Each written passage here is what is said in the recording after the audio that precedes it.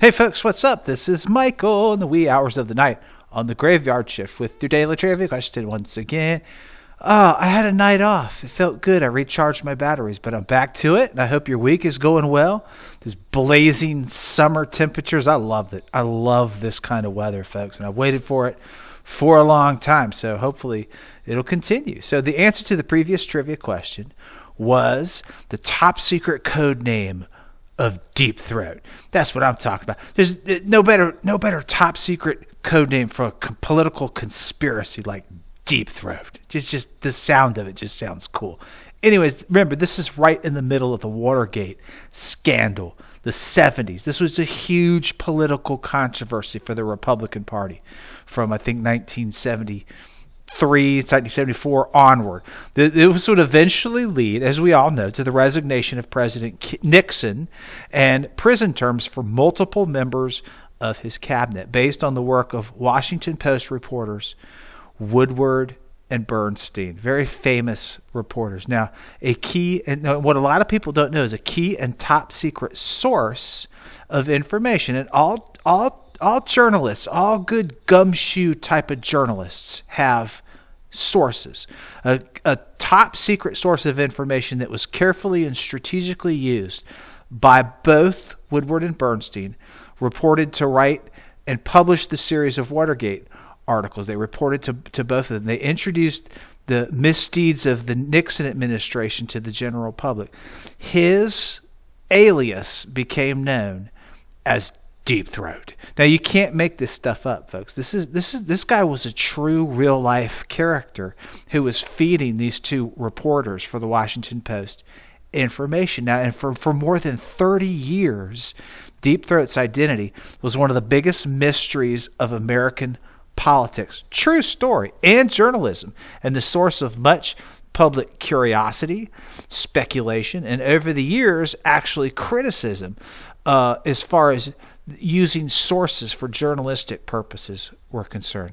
Criticism and speculation moved into the forefront as far as what the opinions were on the use of this guy. So the mystery was heightened when Woodward and Bernstein insisted for many, many years that they would not reveal the identity of this person until he either died or he consented to reveal it. Now, Deep Throat eventually was revealed. It turned out to be a man named Mark Felt, who was a top-level FBI official. I think he was actually the assistant director of the overall FBI. And he was described by some as kind of a Hoover supporter of sorts, not real happy with the Nixon administration or the way that everything was going, and the new management of the FBI, how that was heading and the direction that was taken. And when Watergate broke, the whole controversy, the break-in, he began passing tidbits of information to Woodward. And the rest is history, folks. It was totally like a cloak and dagger type meetings. They would meet in a Washington, D.C. garage underneath the basement area at like 2 o'clock in the morning. Secret signals were given to Woodward in his apartment complex when they were supposed to meet. All this is true, folks. You cannot make this stuff up.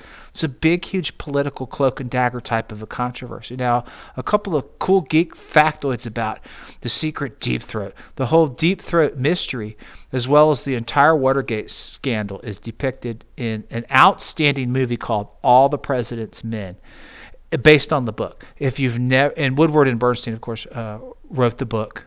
And I think 2 years after Nixon resigned, it was made into a movie. If you've never seen this movie, I recommend that you get it off Amazon, add it to your catalog. It's dirt cheap. It was nominated for 8 Academy Awards, and it won 4 that year, which is pretty darn good. Now, Woodward and Bernstein, the famous reporters, are both still very much around, and they continue to make their rounds on the Political Talking Heads show.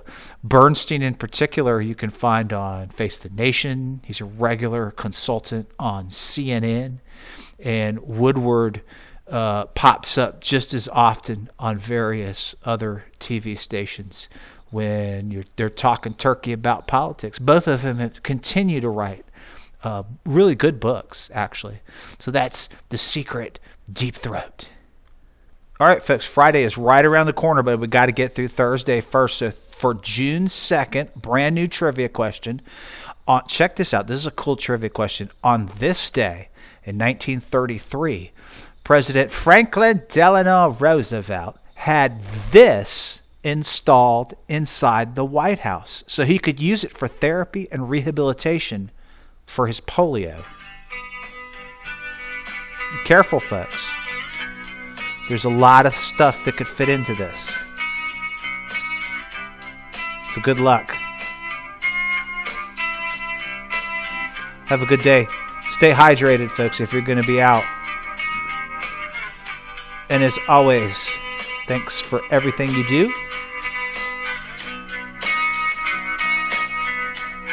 And peace out.